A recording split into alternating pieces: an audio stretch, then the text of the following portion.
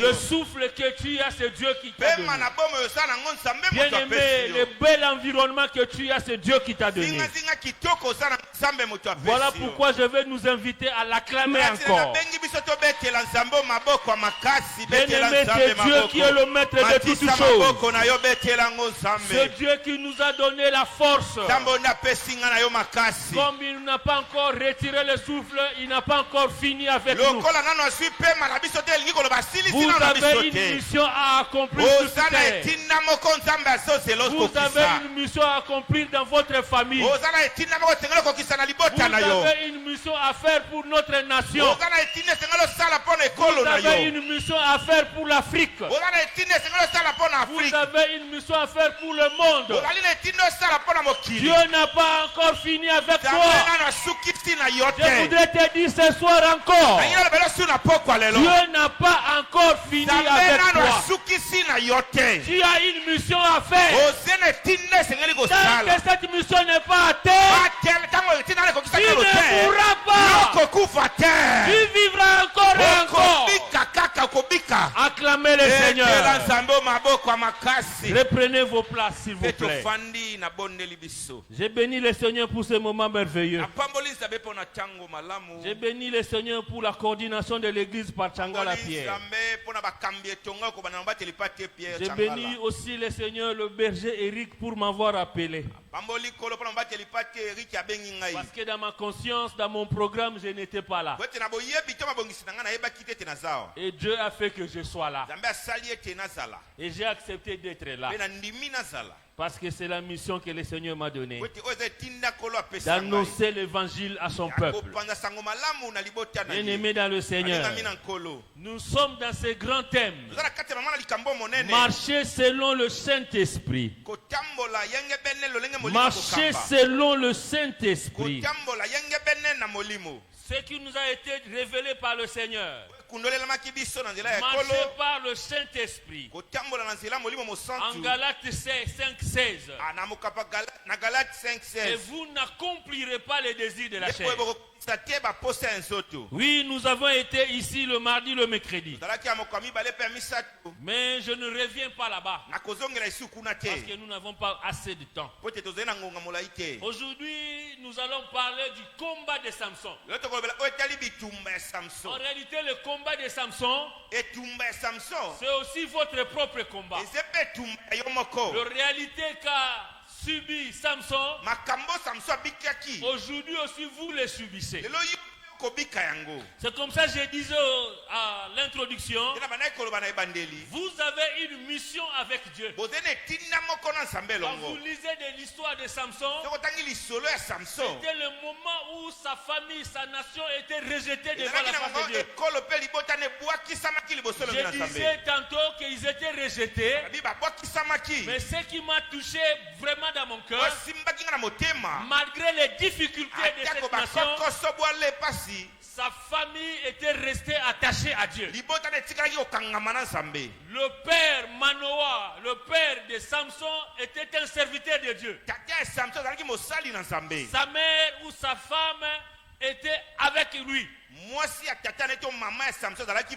n'avaient pas abandonné Dieu. Bien-aimé dans le Seigneur, que les difficultés, que les moments difficiles ne t'arrachent pas du devant du trône de Dieu. C'est du devant du trône de Dieu que la solution viendra. La solution est venue parce que cette famille était stérile. Cette famille était stérile. Dans leur stérilité, ils continuaient de servir Dieu. Je te conseille ce soir, quelles que soient les difficultés de votre famille, quelles que soient les difficultés de votre foyer, quelles que soient les difficultés de votre vie, ne t'arrache pas de Dieu. Ne va pas loin du Seigneur. J'aime cette chanson qu'on dit. Qu'est-ce qui me séparera de l'amour de Dieu? Qu'est-ce qui peut m'arracher de l'amour de Dieu? Est-ce que c'est la nudité? La nudité. Est-ce que c'est la pauvreté? Est-ce que c'est la sécheresse? Est-ce que ce sont les maladies? Je ne vois pas ce qui peut me séparer de l'amour de Dieu. Bien-aimé dans le Seigneur, quel que soit le temps, bien-aimé, Dieu agit toujours. Excusez-moi. Les Écritures nous disent, par David, par les psalmistes, il dit ceci: je n'ai jamais vu un juste être abandonné. Je disais tantôt, personne ou le diable ne peut pas te tuer devant la face de Dieu. Personne ne peut te vouloir quand tu es devant la face de Dieu. Devant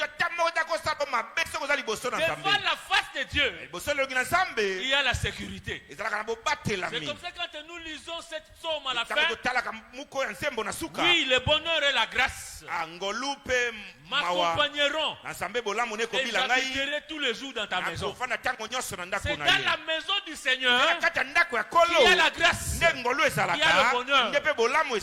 Vous voulez trouver le bonheur, vous voulez trouver la grâce, restez dans la maison de Dieu. C'est dans la maison de Dieu qu'il y a la sécurité. Bien-aimé dans le Seigneur, Dieu n'a pas changé. En continuant, je vais lire, ou nous allons lire quelque chose. Juge 14. Nous sommes toujours avec Samson.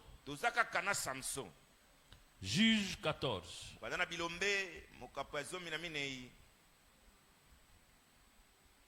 Juge 14, 5 à 6.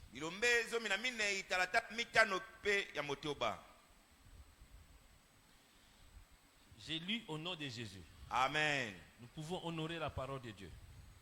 Son père et sa mère ne savaient pas que cela venait de l'Éternel. Car Samson cherchait une occasion de dispute de la part des Philistins. En ce temps-là, les Philistins dominaient sur Israël. 5. Samson descendit avec son père et sa mère à Timna. Lorsqu'ils arrivèrent aux vignes de Timna, voici un jeune lion rougissant vint à sa rencontre. L'esprit de l'Éternel saisit Samson. Et sans avoir rien entre la main, Samson déchira le lion comme on déchire un chevreau. Il ne dit point à son père et à sa mère ce qu'il avait fait. Acclamez le Seigneur. Ce qui m'intéresse dans cette portion de l'écriture, c'est presque la dernière partie. La Bible dit ceci. Lorsqu'ils arrivèrent aux vignes de Timna, voici un jeune lion rougissant vint à sa rencontre. 6. L'esprit de l'Éternel saisit sa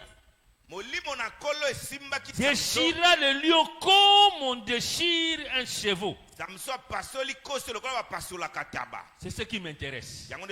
Cette partie importante, cette portion de l'écriture, la Bible nous raconte que Samson, son père et sa mère, ils descendaient dans une ville de Timna. Mais quand ils descendaient, un jeune lion, rougissant, sautait sur lui. Et à ce moment-là, l'Esprit du Seigneur les saisit. Bien aimé dans le Seigneur, qu'est-ce qu'un lion, qu'est-ce qu'un jeune lion rougissant? Qu'est-ce qu'un lion, un jeune lion rugissant? Comme vendredi, comme c'est aussi une période semi-séminaire, semi-prière, on enseigne un peu et puis on va prier. Un jeune lion rougissant, c'est qui? Nous allons lire quelque chose en Proverbe. Proverbe 19. Dit ceci. 12. La colère du roi est comme le rugissement d'un lion. La colère du roi est comme le rugissement d'un lion. La Bible dit que c'était un lion rougissant qui est venu sauter sur lui en colère. Mais le proverbe nous dit la colère d'un roi, c'est ça le rugissement. La Bible dit clair, dit la colère du roi est comme le rugissement d'un lion. Quand le lion se fâche, c'est ça le rugissement d'un lion. Mais quand nous allons plus loin, en Proverbe 16, en Proverbe 16, je pense 14, la fureur du roi est un messager de mort. La fureur du roi est un messager de mort.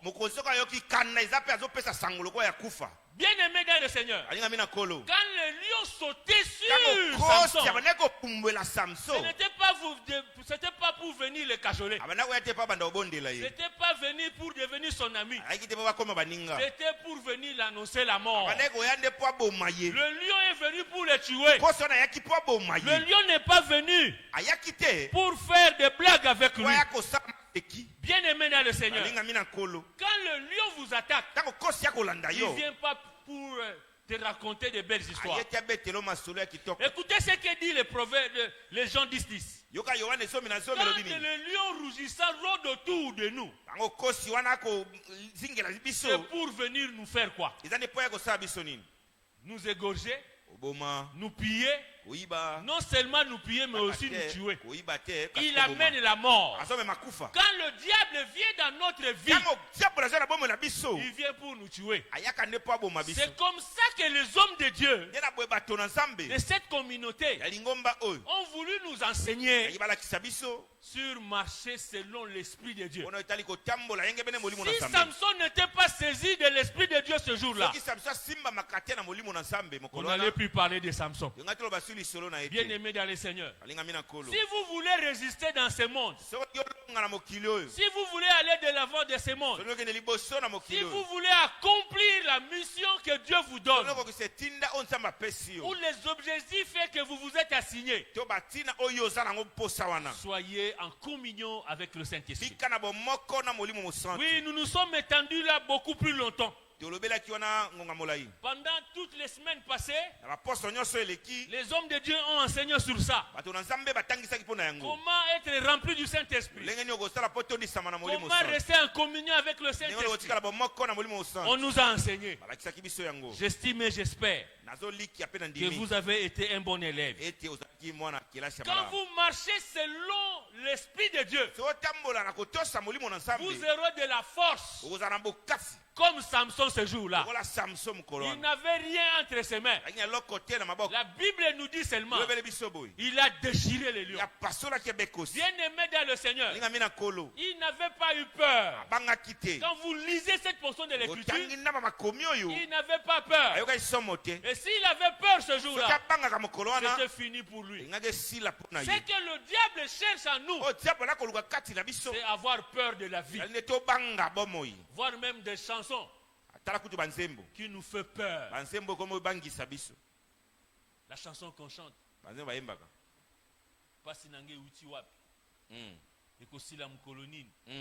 au lieu d'affronter la souffrance, au lieu affronter les réalités qui sont devant toi, les gens cherchent à fuir et à faire des chansons démontrant notre faiblesse devant le diable.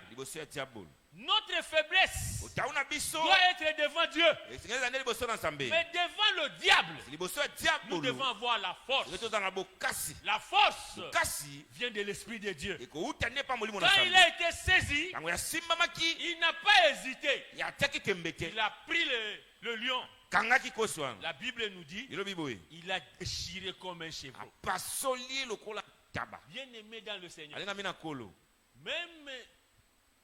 Même aujourd'hui là, si vous avez les lions, même un petit chevreau, vous aurez difficulté à les couper. Vous allez chercher un couteau. Mais ce qui est différent avec cet homme, c'était à main libre. Il n'avait rien. Oui, bien aimé dans le Seigneur, la pauvreté est devant toi. La pauvreté est en train de sauter sur toi. Le chômage est en train de sauter sur toi. L'échec est en train de sauter sur toi. Manque de promotion est en train de sauter sur toi. La stérilité est en train de sauter sur toi. Tu n'as rien entre tes mains. Ce qui est avec toi, c'est l'Esprit de Dieu qui est avec toi, qui vous donne les capacités de vous mettre debout et de changer les choses et de faire reculer le diable et lui résister. Les Écritures nous disent ceci: résistez à lui et il fuira loin de toi. Ce qui vous fait peur, c'est ce qui va vous gagner. Paul dit: ce que je crains, c'est ce qui m'arrive. Bien aimé dans le Seigneur, la Bible n'a pas été très loin. Tu as tellement peur de la pauvreté d'amorcer maintenant votre richesse. Tu as tellement peur de la maladie qui est dans ton corps. La maladie qui vous a été annoncée par entre guillemets un médecin spécialiste. C'est la maladie que tu as là. N'a pas encore de produit pour être guéri. C'est comme ça que tu as peur. Quand tu apprends par la télévision, quand tu apprends par la radio que telle personne est morte, et surtout si c'est un proche de toi qui est mort de ces maladies, tu ne dors pas la nuit, tu deviens soucieux, avoir peur. Si Samson avait peur, le lion allait les déchirer. Pourquoi tu as peur? Invoque l'Esprit de Dieu. L'Esprit de Dieu te saisira et tu changeras la position des démons. Et ton témoignage sera grand. Bien aimé dans le Seigneur, j'ai aimé la position de Samson. L'Esprit du Seigneur l'a saisi. Il n'a pas cherché à savoir qu'est-ce qui m'a envoyé ces démons, qu'est-ce qui m'a envoyé cette maladie, qu'est-ce qui m'a envoyé cette maladie. Il a vu, il s'est mis debout, comme il était en communion avec l'Esprit de Dieu, il a changé la position. Le programme du diable est contre toi. Le programme des sorciers contre toi. Tu as la capacité de les stopper et de les renverser. Laisse que ce soir, le Dieu d'Abraham qui a été avec Samson te donne son esprit pour que tu changes le programme et le calendrier de sortie. Ils sont en train de sauter sur ta vie. Bien aimé dans le Seigneur, il n'a pas changé. Dieu n'a pas changé. Pour résister contre ça, pour résister contre ces choses, les hommes de Dieu ont dit, lisons ceci, 1 Pierre 5:8. Si quelqu'un a trouvé, il peut me les lire. 1 Pierre 5:8. J'aime beaucoup les frères et sœurs de l'église de Béret qui savaient tourner les feuilles de la Bible. 1 Pierre 5:8 dit ceci. Je peux aller même au 9. Soyez sobres, veillez. Votre adversaire, le diable, rôde comme un lion rugissant, cherchant qui y dévorera. Écoutez ce qu'il y a 9. Résistez-lui avec une foi ferme, sachant que les mêmes souffrances sont imposées à vos frères dans le lieu, dans le monde. Amen. Amen. Soyez sobres, veillez. Car votre adversaire, le diable, rôde comme un lion. Ce jour-là, quand Samson venait, certainement le diable l'avait vu. Bien aimé dans le Seigneur, ne vous trompez pas. Le diable vous connaît. Le diable connaît votre date de naissance. Le diable connaît le nom de votre père. Le diable connaît le nom de votre mère. Le diable connaît tout ce dont vous avez passé dans le temps. Le diable connaît même ce que tu viens de faire il y a 5 minutes, 10 minutes. Alors, que cela ne vous impressionne pas. Si un homme de Dieu, soit-il prophète, viens dire le nom de ton père et de ta mère. Viens te dire ce qui s'est passé. Ne soyez pas impressionnés. Car la Bible dit, si une prophétie vient, ne la rejette pas. Examinez-la avec l'Esprit du Seigneur. Acclamez pour le ministère des prophètes.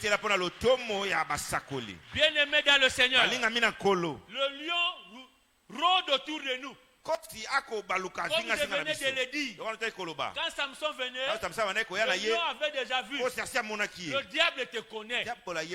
Les sorciers te connaissent. Le diable voit même votre bénédiction venir. Et il a la capacité de le bloquer. Il le bloque. Il bloque votre bénédiction. Aussi longtemps, toi, tu ne veilles pas, tu ne pries pas, cette bénédiction-là sera bloquée. Quand tu continueras à prier, comme les hommes de Dieu nous l'ont dit, c'est dans la prière que tu peux changer les positions des sorciers. Tu éloigneras les positions des sorciers. C'est dans la prière que tu invoqueras la présence de Dieu. Parce que c'est dans la présence de Dieu que le diable a peur. Le diable n'a pas peur de toi. Le diable n'a pas peur de tes belles chevelures. Le diable n'a pas peur de votre make-up. Le diable n'a pas peur de votre bel homme. Il y a qu'une seule chose que le diable a peur. La présence de Dieu dans votre vie. Parce qu'il sait que la présence de Dieu dans votre vie te donne la force plus que lui. En tant qu'humain, un être humain, tu n'as pas la force. Bien aimé dans le Seigneur, vous allez se demander pourquoi le diable nous en veut. Oui, le diable vous en veut parce que toi tu dois ressembler à Dieu. Il doit t'empêcher. Il doit te faire un pécheur. Il doit faire de toi un péché pour que tu t'éloignes de Dieu. Et quand tu t'éloigneras de Dieu, lui il aura la force de te nuire. Ce qui te nuit, c'est la vie du péché que tu mènes, la vie du péché que tu entretiens, le péché mignon que tu gardes en toi. C'est ce qui fait que tu n'as pas la force de détruire l'esprit de la chair dans votre vie. Je disais hier que devant nous il y a l'esprit de Dieu et l'esprit de la chair.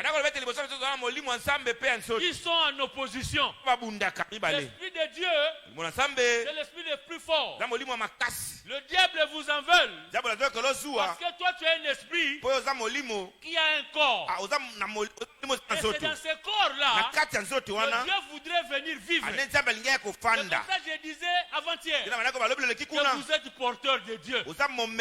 Dieu habite en vous. Quand tu marches, tu es avec Dieu. C'est ça qui provoque la jalousie des démons, la jalousie des sorciers, la jalousie du monde des ténèbres. Mais pour que celle-là soit évidente dans votre vie, tu es dans l'obligation de mener une vie de sanctification, une vie de pureté, une vie éloignée de la vie du péché, une vie qui n'est pas comparable aux sorciers, mais une vie remplie de l'esprit du Seigneur. Acclamez le Seigneur. Bien aimé dans le Seigneur. C'est vrai, vous allez dire, on nous a beaucoup enseigné ces choses. Oui, ces choses nous ont été beaucoup enseignées. Josué 1.8 dit ceci. Que ce livre ne s'éloigne point. J'aime beaucoup la deuxième partie. Mais dites-le. La toute dernière dit, mets-en en pratique. C'est alors que tu régneras. Le diable a peur de personnes, des hommes, des femmes qui savent mettre leurs genoux à terre, qui savent prier. Si tu ne sais pas prier, Dieu le chant bien-aimés du démon et des sorciers. Écoutez ce que disent les Écritures. Quand un démon sort de votre corps, il va revenir voir s'il peut encore rentrer. Mais s'il ne trouve pas l'Esprit de Dieu en vous, et que l'Esprit de Dieu a établi son trône, sa résidence dans votre vie, les Écritures disent cet esprit va chercher cette autre puissance.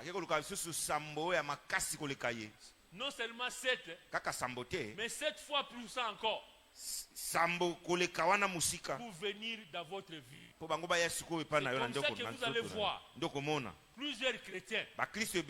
Ils ont transformé la vie de l'église comme la fonction publique. Comme une carrière de la fonction publique. La vie de l'église, la vie que nous menons dans le Seigneur, doit être différente de la vie de la fonction publique du Congo. Parce que là, vous devez vivre l'esprit du Seigneur tous les jours de votre vie. Vous avez l'obligation de mener une vie de pureté, de sanctification. C'est comme ça en Éphésiens 6:18. Nous pouvons lire. Celui qui a trouvé peut nous le lire. Éphésiens 6. 18. Qui a trouvé dans l'église? Berger, je te parle. Qui n'a pas amené sa Bible? Gloire au Seigneur. Éphésiens 6:18 c'est ceci. Faites en tout temps par l'esprit. Faites en tout temps par l'esprit toutes sortes de prières et de supplications. Écoutez ce qui termine. Comme j'ai dit à 1 Pierre 5:8, dit ceci.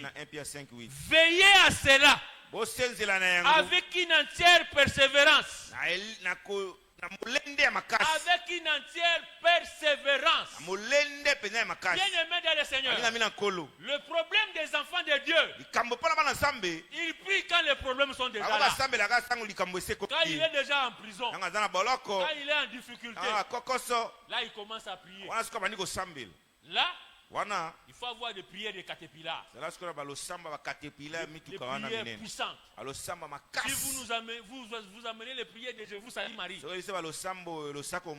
allez échouer. Le diable aura raison de toi. Bien-aimé dans le Seigneur, les Écritures disent menez une vie de prière avec persévérance. Donc c'est-à-dire une vie de prière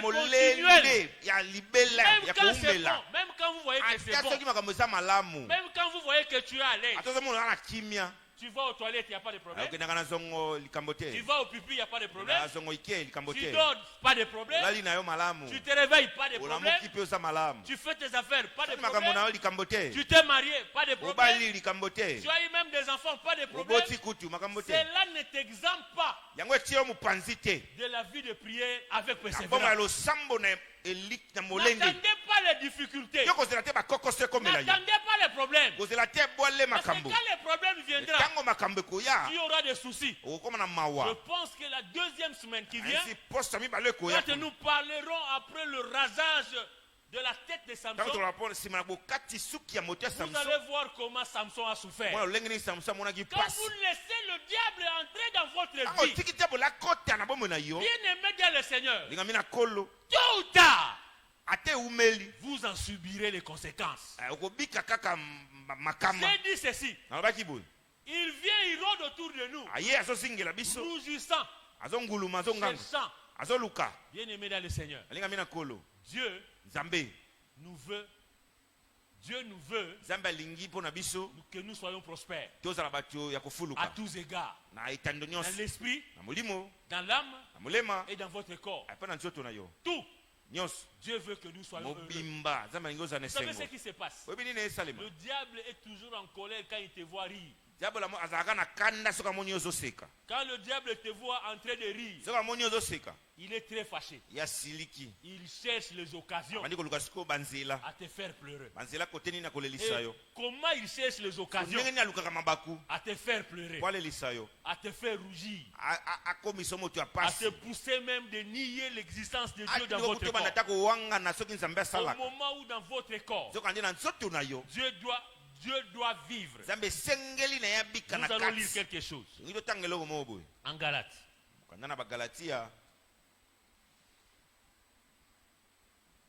Qui a trouvé? Qui a trouvé? Ça, je ne vais pas lire. Galates 5, 19 à 21.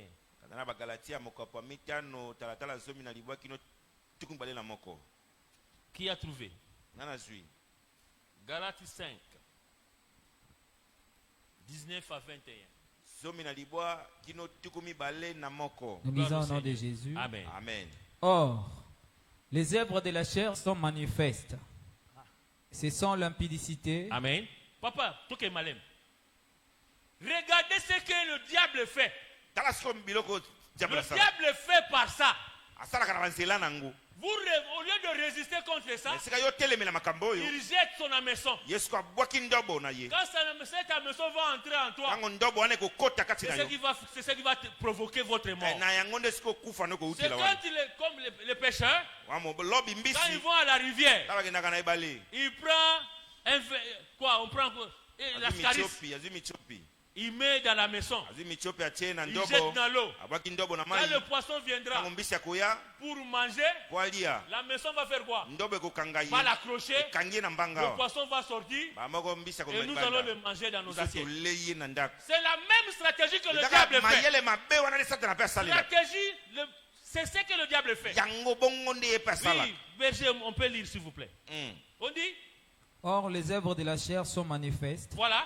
Ce sont l'impudicité, l'impureté, oui, allons-y, la dissolution. Amen.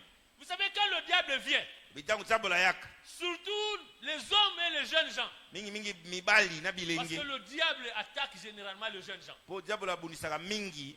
Parce que Dieu aussi compte sur les jeunes gens. C'est pourquoi j'ai béni le ministère des jeunes de cette église.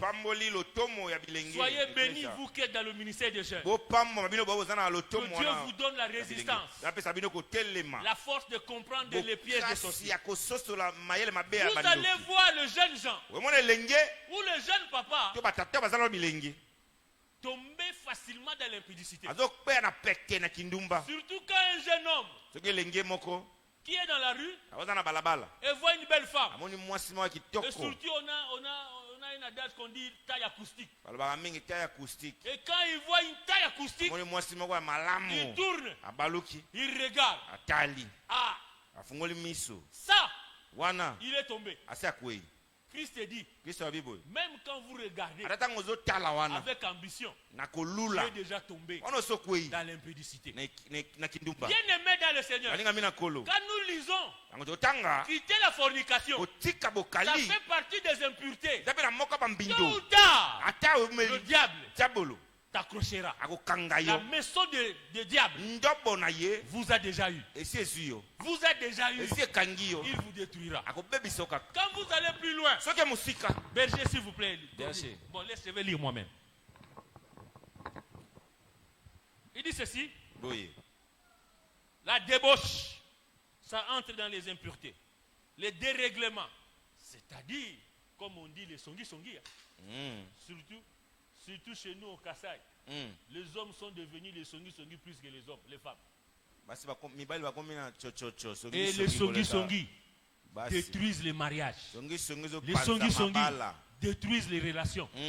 Or, l'esprit que nous avons reçu, c'est l'esprit de paix qui doit donner la paix. Mais l'esprit de songi-songi amène quoi? Le feu. Pour que les gens se divisent. Si vous êtes encore là, quand vous êtes dans la maison, le diable est en train de vous tirer loin de la face du Seigneur. Écoutez ce qui continue. L'idolâtrie, la magie, les rivalités, les querelles. L'idolâtrie.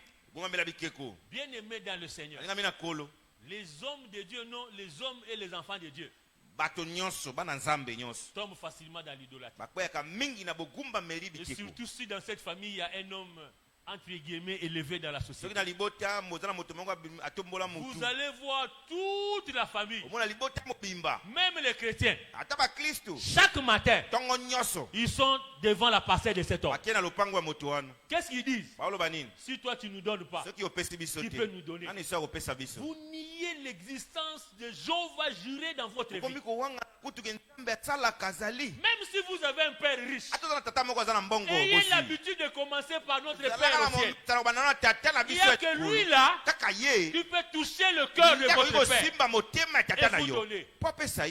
Bien aimé dans le Seigneur, quand vous tombez dans l'idolâtrie, comme certains hommes de Dieu, quand ils sont dans l'esprit de la chair, ils ont allé chercher l'occultisme, ils vont aller chercher la rose croix, ils vont aller chercher la magie, ils vont aller chercher les anoukas pour venir vous impressionner.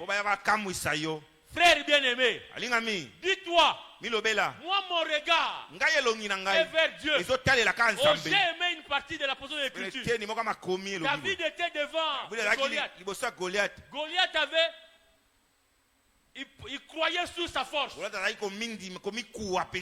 sa masse. Parce qu'il était géant. La Bible dit qu'il était plus de 2 mètres. Mais David était un bout d'homme.